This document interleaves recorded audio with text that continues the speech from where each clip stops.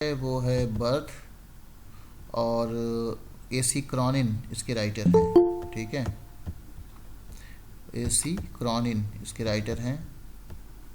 एक बार मैं फिर से बता दूं कि जिन बच्चों ने वैक्सीन लगवा ली है पर सर्टिफिकेट ग्रुप में नहीं भेजा, चाहे वो सेक्शन सी के हों चाहे वो डी के हों, वो लोग अपनी वैक्सीन अपने क्लास में भेज दें, क्योंकि क्लास टीचर्स से सर्टिफिकेट मांगा जाता है और उनके पास नहीं होता तो फिर यही माना जाता है कि आपने वैक्सीन नहीं लगवाई है, फिर क्लास टीचर परेशान होता है ना। तो प्लीज़ अपने अपने क्लास टीचर का ख्याल रखें। ओके, तो बच्चों आवाज़ आ रही है? आ रही यस है sir. Sir. Yes sir. AJ Cronin writer हैं, और in this excerpt from the Citadel, Andrew Manson, newly out of medical school, has just begun his medical practice as an assistant to Dr. Edward Page in the small wells mining town Blanley। तो doctor का नाम है ये मतलब ये जो chapter है ये the Citadel chapter, the Citadel से लिया गया है, यानी जिस बुक का नाम, जो बुक का नाम है द सिटाडेल, उस बुक से लिया गया एक छोटा सा पार्ट है ये चैप्टर। एक्सर्प्ट मैंने बताया है कई बार कि एक्सर्प्ट का मतलब छोटा टुकड़ा होता है, उसका एक हिस्सा होता है। इसमें एक डॉक्टर हैं जो अभी अभी मेडिकल स्कूल से पास हुए हैं और उन्होंने प्रैक्टिस शुरू की है। डॉक्टर साहब जो हैं वो उनका नाम है Andrew Manson. Andrew Manson doctor का नाम है और ये अभी अभी पास हुए हैं, और शुरुआत में आपको किसी डॉक्टर का असिस्टेंट बनना पड़ता है, तो ये डॉक्टर एडवर्ड पेज के असिस्टेंट बन गए हैं। डॉक्टर एडवर्ड पेज के असिस्टेंट बन गए हैं ये, और ठीक है। और as he is returning from a disappointing evening with Christine the girl he loves. Christine नाम की लड़की है जिससे एंड्रयू बहुत प्यार करते हैं, और क्रिस्टीन के साथ शाम बिताने गए थे, लेकिन शाम बहुत डिसअपॉइंटिंग रही। हो सकता है कि ज़्यादा बहुत अच्छा माहौल ना रहा हो, कभी कभी लोग आपस में गुस्सा हो जाते हैं, तो ऐसा कुछ हो। ठीक है, तो it was a disappointing evening, और वो वहाँ से वापस आ रहे हैं। ही इज़ मेट बाय जो मॉर्गन, तो उनसे मिलने एक बंदा आता है जिसका नाम है जो मॉर्गन। जो मॉर्गन जो है, जो और उसकी wife who have been married nearly 20 years, जो कि शादी हुई थी 20 साल पहले, are expecting their first child, और 20 साल में उनके बच्चा नहीं हुआ तो वो लोग बहुत परेशान थे। अब वो लोग अपना पहला बच्चा एक्सपेक्ट कर रहे हैं। ठीक है, तो ये है कहानी की शुरुआत। समझ में आ गया? बोलो। Yes sir. Yes sir. Sir. Okay, screen दिख रही है सबको ना? पढ़ पा रहे हो ना? सर Yes, मैंने sir. तो किताब खोल रखी है। हाँ, जिसने बुक खोली उसका तो अच्छा ही है, कोई बात नहीं। ओके, दो it was nearly midnight when Andrew reached Bryngower, he found Joe Morgan waiting for him. तो एंड्रयू वापस आते हैं, और वापस आकर के जहाँ पे वो रहते हैं, ब्रिंगओवर नाम की जगह, वहाँ पहुँचते हैं। वहाँ पे जो मॉर्गन उनका इंतज़ार कर रहे थे। Walking up and down with short steps with between the closed surgery and entrance to the house. वहाँ पर एक सर्जरी था, यानी कि एक छोटा सा हॉस्पिटल टाइप की जगह रही होगी वहाँ से, और वो दरवाज़ा उसका बंद था, और जो डॉक्टर साहब का घर था, एंड्रयू मैनसन का जो घर था, उस घर पे बीच में छोटे छोटे कदमों से वो बहुत ही घबराहट के साथ जो मॉर्गन चल रहा था। At the sight of him the burly driller's face expressed relief.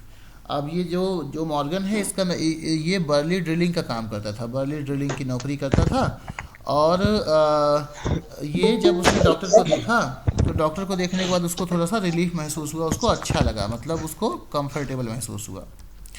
एह doctor, I am glad to see you, I have been back and forward here this last hour, the missus wants you before time too. तो उसने कहा कि doctor साहब, मैं यहाँ पे 1 घंटे में 2-3 बार आ चुका हूँ, आपको देख के मुझे बहुत खुशी हो रही है। मेरी वाइफ को आपकी ज़रूरत है, और वैसे तो उनका टाइम नहीं हुआ है, लेकिन उनको आपकी ज़रूरत है। तो एंड्रयू कहता है कि अब्रप्टली, अचानक से, recalled from the contemplation of his own affairs, वो अपनी गर्लफ्रेंड के बारे में सोचने लगता है एंड्रयू, और मॉर्गन से कहता है थोड़ा वेट करो। He went into the house for his bag, घर में जाता है अपना बैग लेने के लिए। Then together they set out for number 12 Blaina Terrace. फिर वो लोग जो मॉर्गन के घर के लिए निकल देते हैं। जो मॉर्गन के घर का एड्रेस है number 12 Blaina Terrace. The night air was cool and deep with quiet mystery, usually so perceptive. Andrew not felt dull and listless. Now felt dull and listless. तो जो रात की हवा थी वो काफ़ी डीप थी और क्वाइट मिस्ट्री थी, यानी कि रात की हवा जो थी वो काफ़ी शांत थी। और इसलिए क्या हो रहा था कि हल्की फुल्की नींद आने वाली सिचुएशन थी। तो एंड्रयू जो है उसको हल्का सा आलस आने लगता है, नींद आने लगता है डॉक्टर को। He had no premonition that this night call would have prove unusual.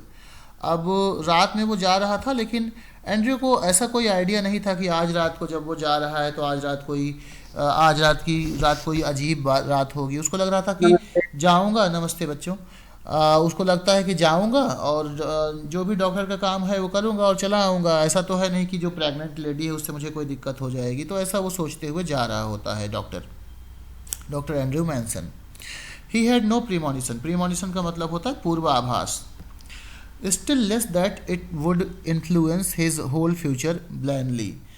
अब डॉक्टर एंड्रयू मैनसन को ये भी अंदाज़ा नहीं था कि आज शाम को जो होने वाला है वो उनके पूरे भविष्य पे असर डालेगा। The two main walked in silence. तो एंड्रयू और जो मॉर्गन दोनों शांति से चल रहे थे। क्लास पढ़ा रहा हूँ, बोलो। Okay right. जा रहे थे। रीच द डोर अब नंबर 12। अब एंड्रयू मॉर्गन के घर के दरवाजे पर पहुंच जाते हैं। ठीक है, पहुंच जाते हैं। I am not coming he said. उसने कहा कि I am not coming, I will not come in, he said, and his voice showed science of strain. But man I know you will do well for us. तो जो Andrew Morgan है, जो Morgan है, वो कहता है कि doctor साहब आप अंदर जाइए जहाँ मेरी वाइफ है, और मैं तो नहीं आऊँगा क्योंकि मुझे पता है, आपके ऊपर भरोसा है कि आप अच्छा काम करेंगे। वाइफ उसकी प्रेग्नेंट है। वो बोलता है डॉक्टर ही देखेगा, उसमें मेरा कोई काम है नहीं। तो वो बोलता है कि मैं नहीं आऊँगा डॉक्टर साहब, आप जा करके देख लीजिए। ठीक है सर, स्ट्रेन मींस क्या होता है? कौन से वर्ड का बेटा? Strain, STRAIN। अच्छा, स्ट्रेन मतलब तनाव। क्या सर? तनाव, टेंशन। तनाव। ठीक है, समझ में आया? ओके। ओके, जस्ट गिव मी हाफ मिनट, एक छोटा सा काम कर दूं।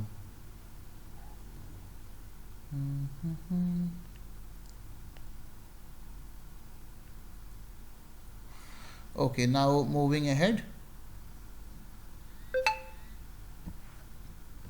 अगले पेज पे चलते हैं।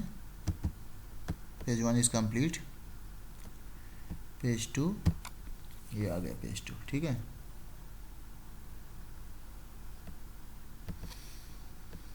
Okay. Inside a narrow stair led up to a small bedroom. जब डॉक्टर साहब अंदर जाते हैं तो वहाँ पे एक नैरो स्टेयर होता है, छोटा सा घर होता है, छोटा सा मतलब सीढ़ी होती है। ठीक है, led up to a small room, उसके ऊपर चढ़ते हैं तो एक छोटा सा कमरा आता है। ठीक है, और bedroom clean but poorly furnished. कमरा जो है वो क्लीन है लेकिन बहुत साफ़ तो है, लेकिन उसमें फर्निशिंग बहुत ख़राब है। ठीक है, एक just give me 20 seconds.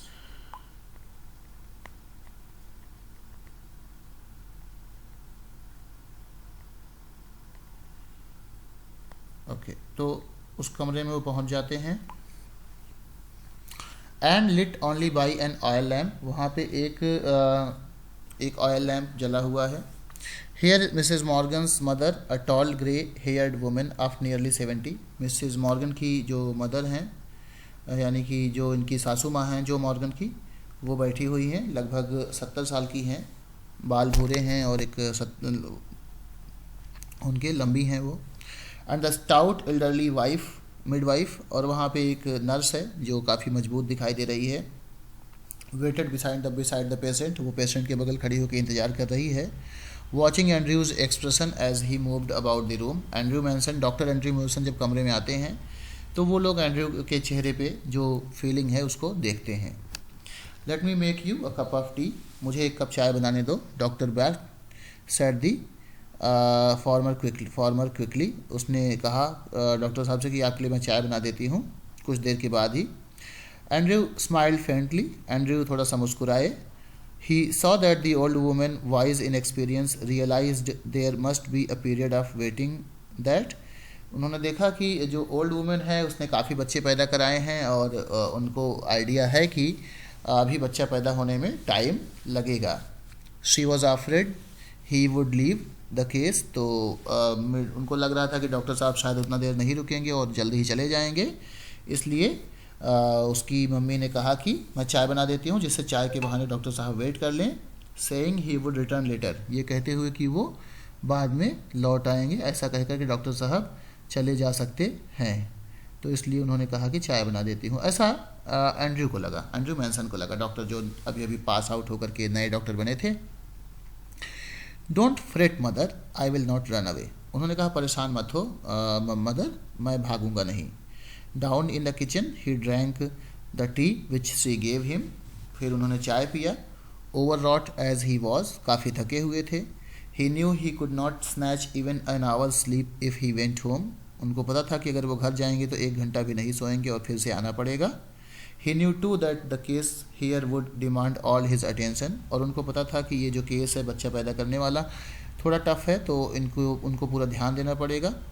A queer lethargy of spirit came upon him, हल्का सा आलस उनके अंदर आया। He decided to remain until everything was over, और उन्होंने डिसाइड किया कि वो जब तक सब कुछ ओवर नहीं हो जाएगा, जब तक ये पूरा मामला शांत नहीं हो जाएगा, मतलब कि जब तक बच्चा पैदा नहीं हो जाएगा तब तक वो यहीं पर रहेंगे, जाएंगे नहीं। एन आवर लेटर, 1 घंटा बीत गया। ही वेंट अपस्टेयर्स अगेन, वो दोबारा गए ऊपर जहाँ पे वो जो मॉर्गन की वाइफ थी। नोटेड द प्रोग्रेस मेड, उन्होंने देखा कि कितना प्रोग्रेस हुई थी। केम डाउन वंस मोर, एक बार फिर से नीचे आए। Sat by the kitchen fire, जहाँ पे आग जल रही थी वहाँ बैठ गए। It was still except the rustle of a cinder in the grate and the slow tick tock of a wall clock, घड़ी चल रही सर थी। 1 मिनट में होल्ड पे हूँ, कॉल। कोई बात नहीं। वो घड़ी चल रही थी और वहाँ पे चीज़ें ऐसे हल्का रसलिंग की आवाज़ आ रही थी, ज़्यादा कोई आवाज़ नहीं आ रही थी वहाँ पे। No there was another sound, वहाँ पर एक और साउंड आ रहा था। The beat of Morgan's footsteps, जो मॉर्गन बाहर कदम ताल कर रहा था। As he paced in the street outside, गली में बाहर। The old women opposite him sat in her black dress, और जो वो उसकी सासू माँ थी यानी इस प्रेग्नेंट महिला की मम्मी, वो उन्होंने काला ड्रेस पहन रखा था। क्वाइट मोशनलेस, वो बिल्कुल हिल नहीं रही थी। Her eyes strangely alive and wise, वो बहुत चौकन्नी थी। Probing never leaving his face, और लगातार वो अंदाज़ा लगाने की कोशिश कर रही थी कि बच्चा कब पैदा होगा। हिज थॉट्स वर हैवी मडल्ड, डॉक्टर जो थे उनके जो विचार थे काफ़ी भारी, काफ़ी सीरियस हो गए थे, सोच रहे थे कि क्या करूं, कंफ्यूज थे वो। The episode he had witnessed at Cardiff station still obsessed him morbidly, अभी अपनी गर्लफ्रेंड के साथ जो वो देख कर के आ रहे थे, अब क्या था वो पता नहीं है, उसकी वजह से अभी भी वो परेशान थे। He thought of Bramwell foolishly devoted to a woman who deceived him sordidly, वो सोच रहे थे ब्रैमवेल के बारे में। ब्रैमवेल कोई है, इनका दोस्त होगा कोई, जिन्होंने अपनी एक लड़की के लिए अपने आप को बहुत डेडिकेटेड कर दिया, लेकिन उस लड़की ने बहुत ही गलत तरीके से इनके दोस्त ब्रैमवेल को धोखा दे दिया। ऑफ द एडवर्ड पेज, फिर उन्होंने एडवर्ड पेज के बारे में सोचा। बाउंड टू श्रेविस ब्लोडेन, जो एक श्रेविस लड़की से प्यार करते थे। ऑफ डिनाई, उनको भी उसने धोखा दे दिया था। लिविंग अनहैप्पीली, और वो बहुत दुखी रह रहे थे। अपार्ट फ्रॉम हिज वाइफ, अपनी वाइफ के अलावा वो किसी और लड़की के साथ थे, लेकिन फिर उनको बहुत दुखी होना पड़ा। His reason told him that all the marriages were dismal failures, और ये सब सोचने के बाद वो इस नतीजे पे पहुँचे कि जितनी भी शादियाँ होती हैं वो बहुत ही डिसमल फेलियर्स, यानी बहुत ही बेकार फेलियर्स होती हैं, शादियाँ बहुत बेकार होती हैं, शादियाँ नहीं करनी चाहिए, ऐसा इस नतीजे पे वो पहुँचे डॉक्टर साहब। Okay, it was a conclusion which in his present state made him wince. और ये एक ऐसा कंक्लूजन था जैसा सोचने के बाद अभी वो थोड़ा सा उनको आराम मिल रहा था। He wish to consider marriage as an idyllic state. उन्होंने सोचा कि मैरिज सबसे बेकार चीज़ है, बहुत बेकार सी जगह है, करना ही नहीं चाहिए। Yes he could not otherwise consider it with the image of Christine before him. और वो अपनी गर्लफ्रेंड क्रिस्टीन के बारे में सोचते हैं और सोचते हैं कि क्रिस्टीन जैसी लड़की से शादी करने का मतलब ही होता है कि शादी खराब होगी। हर eyes shining towards him. Christine की आंखों में एक चमक है थी और वो देखते हैं उसकी आंखों को, मतलब इमेजिन कर रहे हैं, ऑब्वियसली उनकी गर्लफ्रेंड वहाँ है नहीं। Admitted no other conclusion. और सोचते हैं कि इसका मतलब क्रिस्टीन से शादी करना भी बेकार ही है। It was the conflict between his level doubting mind and his overflowing heart which left him resentful and confused. तो वो बड़े कन्फ्यूज थे क्योंकि उनके माइंड में बहुत डाउट चल रहा था।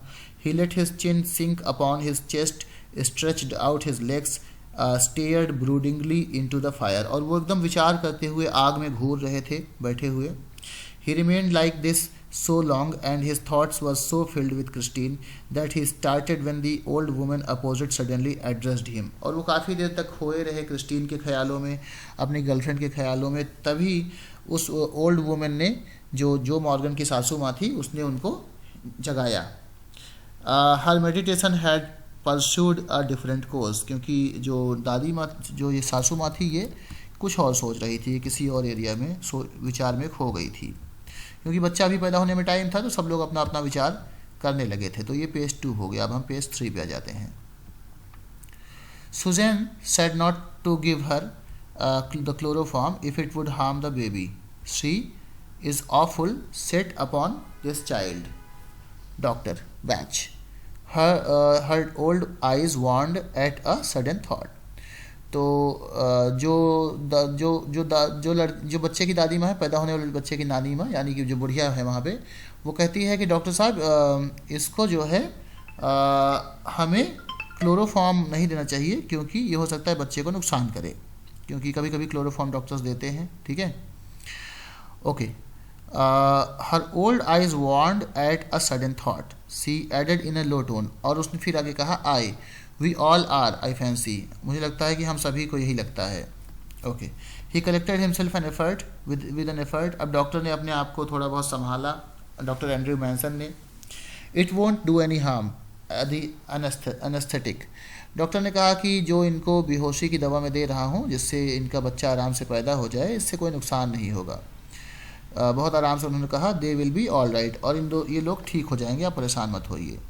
Here the nurse's voice was heard calling from the top landing. अब जो नर्स है वो जो पेशेंट के पास थी वो डॉक्टर को बुलाने लगी। Andrew glanced at the clock. Andrew ने घड़ी की ओर देखा, विच नाउ शोड 3:30, लगभग 3:30 बज रहे थे। He rose and went up to the bedroom, और अब वो बेडरूम में पहुंच गए। He perceived that he might now begin his work. उनको लगा कि अब वो अपना काम शुरू कर सकते हैं, बच्चा पैदा होने का वक्त आ गया है। एन आवर इलैप्स्ड, 1 घंटे लगभग बीत गए। It was a long harsh struggle, काफ़ी लंबा स्ट्रगल था। Then as the first streaks of dawn strayed, अब सुबह हल्की हल्की होने लगी थी। Past the broken edges of the blind, और पर्दों से हल्की हल्की सी रोशनी आने लगी थी। The child was born lifeless, अब बच्चा पैदा हुआ लेकिन इस बच्चे के अंदर ज़िंदगी नहीं थी, ये बच्चा मरा हुआ था। As he gazed at the still form of a shiver of horror passed over Andrew. Andrew बहुत घबरा गए, उनके ऊपर एक आतंक छा गया। After all that he had promised, इतना ज़्यादा उन्होंने वादा किया था। His face heated with his own exertions chilled suddenly, उनका चेहरा एकदम से चिल्ड हो गया था। He hesitated, torn between his desire to attempt to resuscitate the child and his obligation towards the mother who was herself in a desperate state. अब वो confuse थे कि बच्चे को जिंदा करने का प्रयास करें, जो उनको ट्रेनिंग दी गई है कि बच्चे को कैसे जिंदा करने का प्रयास करें, या फिर वो मदर की ओर ध्यान दें क्योंकि मदर की भी हालत ख़राब थी। इस बात में वो कंफ्यूज थे।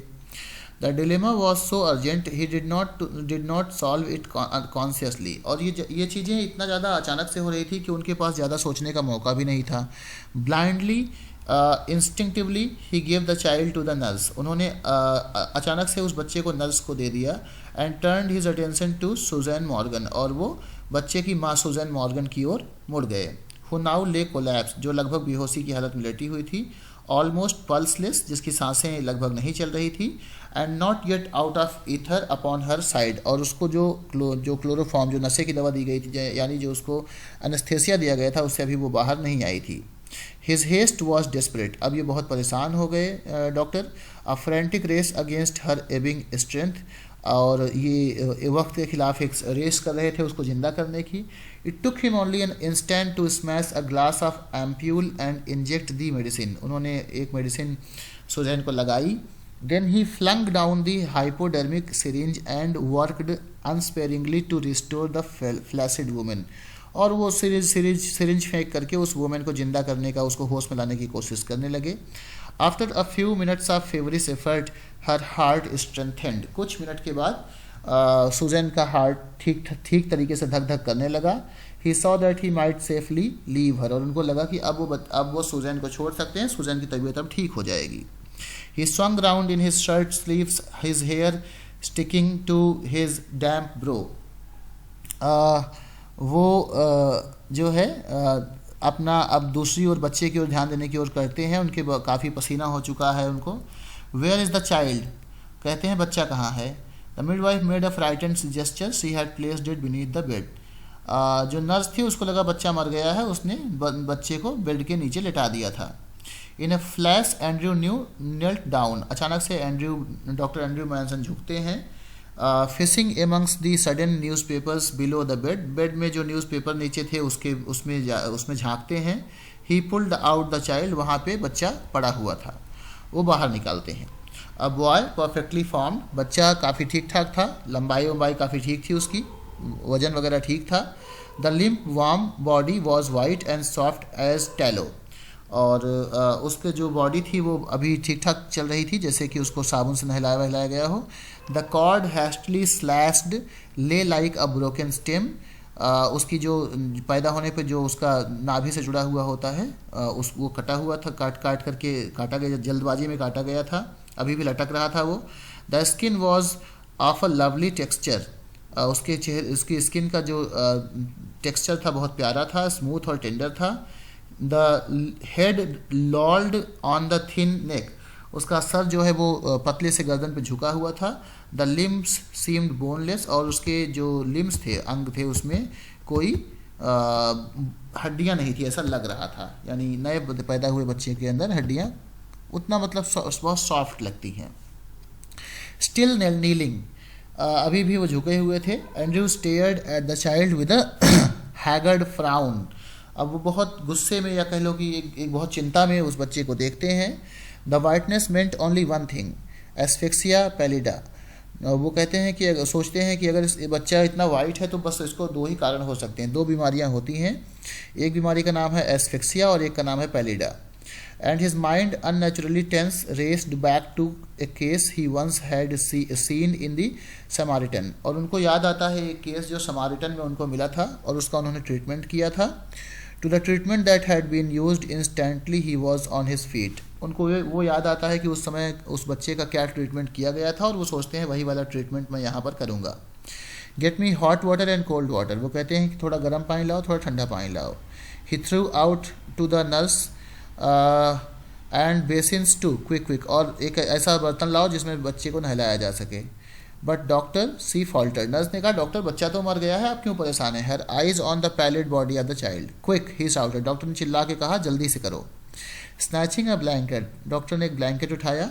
ही laid the child upon it, उन्होंने उस पर बच्चे को लिटा दिया।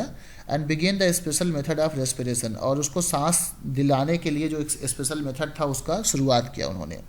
The basins arrive the ewer and the big iron kettle, सारे सामान जो मंगाए थे वो आ गए। Frantically he splashed cold water into one basin, एक में उन्होंने ठंडा पानी डाला। Into the other he mixed water as hot as his hand could bear, और दूसरे वाले बेसिन में उन्होंने इतना गर्म पानी डाला जितना उनका हाथ सह पा रहा था। Then like some crazy juggler, फिर एक जादूगर की तरह, he hurried the child between the two, एक बार वो ठंडे वाले में बच्चे को डालते थे, एक बार वो गर्म वाले में डालते थे. Now plunging it into the icy, now into the steaming bath. 15 minutes past, 15 minute तक वो ऐसा करते रहे, कभी ठंडे वाले में डालें, कभी गर्म वाले में डालें. Sweat was now running into Andrews eyes, पसीना निकल करके डॉक्टर साहब की आंखों के अंदर जा रहा था और ब्लाइंडिंग ही, इससे वो उनकी आंखें बंद हो जा रही थी. One of his sleeves hung down, उनका एक जो स्लीव थी वो लटकी हुई थी, ड्रिपिंग, उससे पानी में भीग गई थी. हिज ब्रेथ केम पैंटिंगली, उनकी सांसें हाँफते हुए चल रही थी.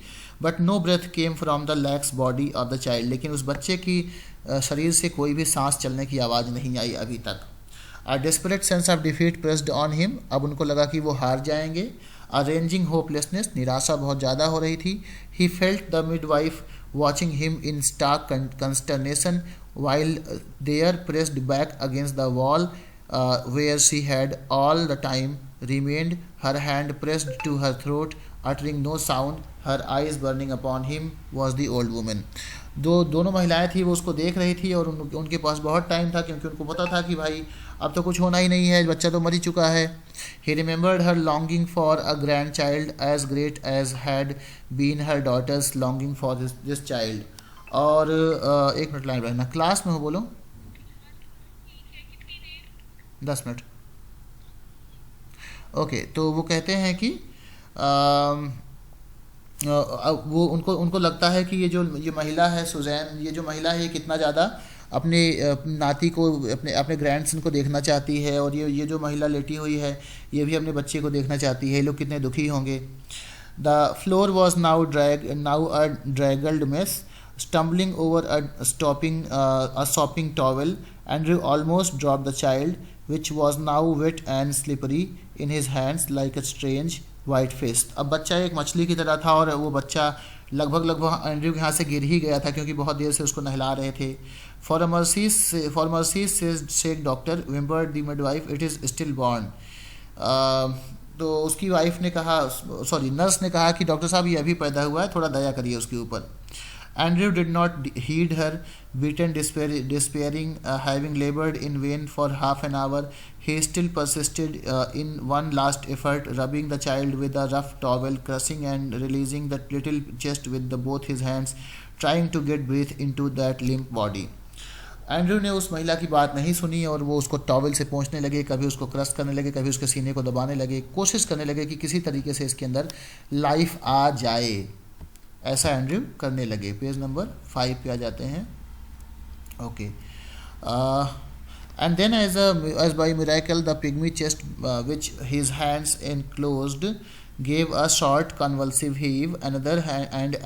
Andrew turned giddy. अब एंड्रयू खुश हो गए क्योंकि अचानक से उसमें सीने में हल्की सी धक धक बच्चे की हुई. The sense of life springing beneath the fingers after all that unavailing striving was so exquisite, it almost made him faint. इतना ज़्यादा उनको अच्छा लगा कि वो बेहोश हो जाएंगे. He redoubled his efforts feverishly. अब उन्होंने अपना जो मेहनत कर रहे थे उसको डबल कर दिया. The child was gasping now, deeper and deeper. अब बच्चा लंबी लंबी सांस ले रहा था. A bubble of mucus came from one tiny nostril. उसकी नाक से थोड़ा सा म्यूकस निकलता है. A joyful iridescent bubble. The limbs were no longer boneless. अब उसकी हाथ पैर में हल्का हल्का हड्डियों की फीलिंग आती है. The head no longer lay back spinelessly. सर जो लटका हुआ था अब वो थोड़ा सा लटका हुआ नहीं रह जाता है. The blanched skin was slowly turning pink. जो सफ़ेद रंग का था त्वचा का वो पिंक कलर होने लगता है. Then exquisitely came the child's cry. और फिर अचानक से चाइल्ड चिल्लाता है, रोता है. Dear father in heaven. The nurse sobbed hysterically. Nurse पागलों की तरह चिल्लाने लगती है, कहती हे भगवान हे भगवान. It has come alive. अरे तो जिंदा हो गया, अरे ये तो जिंदा हो गया. Andrew handed her the child. He felt weak and dazed about him and the room lay in shuddering litter. Blankets, towels, basins, soiled instruments, the hypodermic syringe impaled by its point in the linoleum, The ever knocked over the kettle on its side in a puddle of water upon the huddled bed. The mother still dreamed her way quietly through the anesthetic. The old woman still stood against the wall, but her hands were together, her lips moved without sound. She was praying. तो जो mummy थी वो तो अभी भी बेहोश थी, दादी जो थी नानी जो थी वो अभी प्रार्थना कर रही थी, और बाकी सारा सामान कमरे में यहाँ वहाँ बिखरा हुआ था, और डॉक्टर साहब वहाँ पे बच्चा जो लिए थे उन्होंने नर्स को बच्चा दे दिया. मैकेनिकली एंड्रयू रंग out his sleeve, pulled on his jacket. उन्होंने अपने कपड़े पहने ठीक से, जैकेट वगैरह पहना और अपना स्लीव मोड़ा. I will fetch my bag later nurse. उन्होंने कहा मैं अपना बैग बाद में ले जाऊंगा. He went downstairs through the kitchen into the स्कलरी.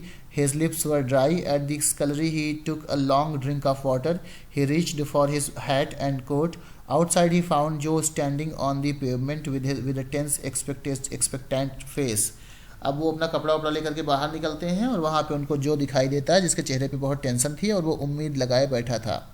All right जो, he said quickly. Both all right. उन्होंने कहा जो, दोनों ठीक हैं, माँ और बच्चा दोनों ठीक हैं.